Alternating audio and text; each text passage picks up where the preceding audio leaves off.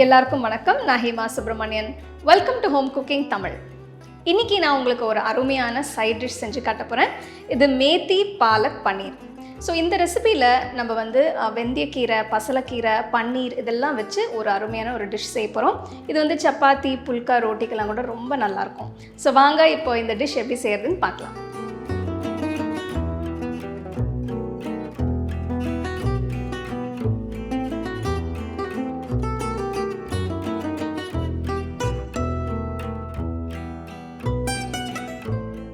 இந்த ரெசிபிக்கு நான் ஒரு கட்டு பசலைக்கீரை, ஒரு கட்டு வெந்தயக்கீரை எடுத்திருக்கேன். இது ரெண்டையும் க்ளீன் பண்ணி கழுவி எக்ஸஸ் தண்ணியை வடிகட்டி வச்சிருக்கேன். அடுத்து இது தண்ணியில் வேக வைக்கணும். அகல கடாய் எடுத்து தேவையான அளவு தண்ணியை ஊற்றி 2 கீரையும் போடுங்க. இந்த ரெசிபி செய்யும் போது கீரை நல்லா ஃப்ரெஷ்ஷாக இருக்கான்னு பார்த்து வாங்குங்க.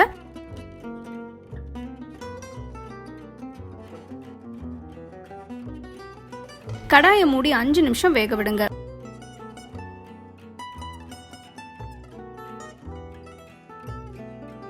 அஞ்சு நிமிஷம் கழிச்சு அடுப்பை ஆஃப் பண்ணிட்டு கீரையை வடிகட்டுங்க.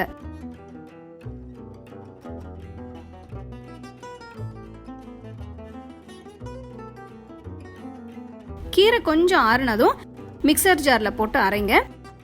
இதுக்கு தண்ணி ஊற்ற தேவைப்படாது. இந்த மாதிரி விழுதா அரைச்சுக்கோங்க.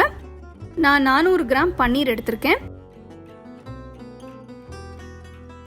நான் இதை பெரிய துண்டுகளை கட் பண்றேன். நீங்க இதை சின்ன சைஸ்லயும் கட் பண்ணலாம்.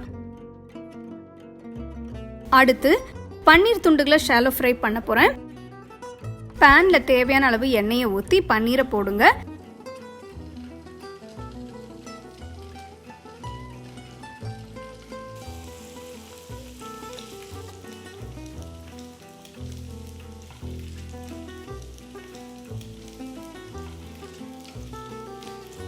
ரெண்டு பக்கமும் நல்ல கோல்டன் ப்ரௌன் கலர் வந்ததும் எடுத்து வச்சிருங்க. அடுத்து கடாயில் 1 டேபிள் ஸ்பூன் கடுகு எண்ணெய் ஊத்துங்க.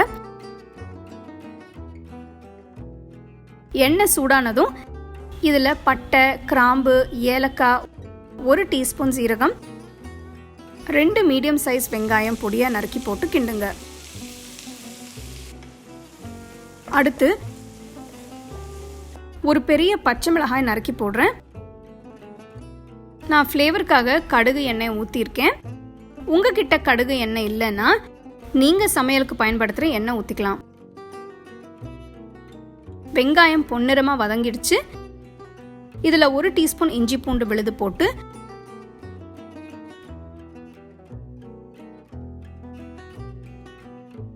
ரெண்டு 3 நிமிஷம் வதக்குங்க.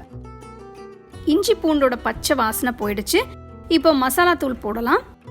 1/2 டீஸ்பூன் மஞ்சள் தூள், 2 டீஸ்பூன் காஷ்மீரி மிளகாய் தூள், 1 டீஸ்பூன் தனியாத்தூள், 1 டீஸ்பூன் சுக்கு, 1 டீஸ்பூன் உப்பு போட்டு மிக்ஸ் பண்ணுங்க.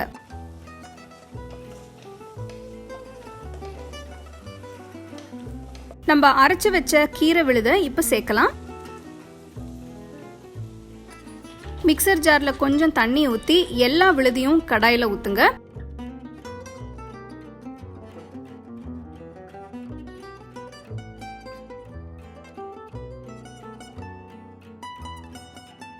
கிரேவியை கொஞ்சம் டைல்யூட் பண்ண 1/4 கப் தண்ணி ஊத்துறேன்.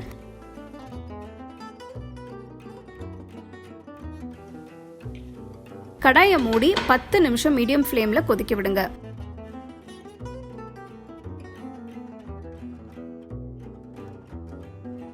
பத்து நிமிஷம் ஆயிடுச்சு. இதுல 1/2 டீஸ்பூன் கரம் மசாலா தூள், 1 டீஸ்பூன் சோம்பு தூள் போட்டு கிண்டுங்க.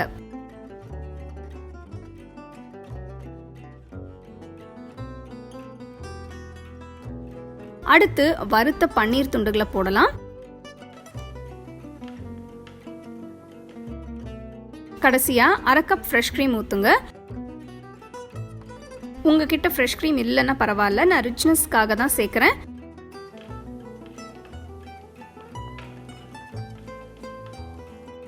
அடுப்பை ஆஃப் பண்ணிடுங்க. சுவையான பாலக் மேத்தி பன்னீர் இப்ப தயார்.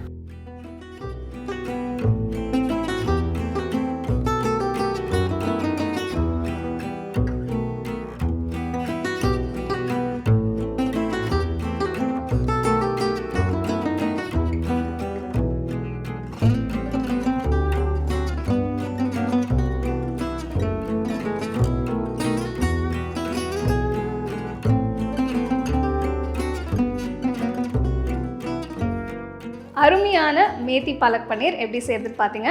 ஸோ இந்த ரெசிபி செய்யும்போது கீரைலாம் நல்லா ஃப்ரெஷ்ஷாக இருக்கிற மாதிரி பார்த்துக்கோங்க. அதே மாதிரி பன்னீரும் நல்ல ஃப்ரெஷ்ஷாக நல்ல குவாலிட்டியாக பார்த்து வாங்கிக்கோங்க.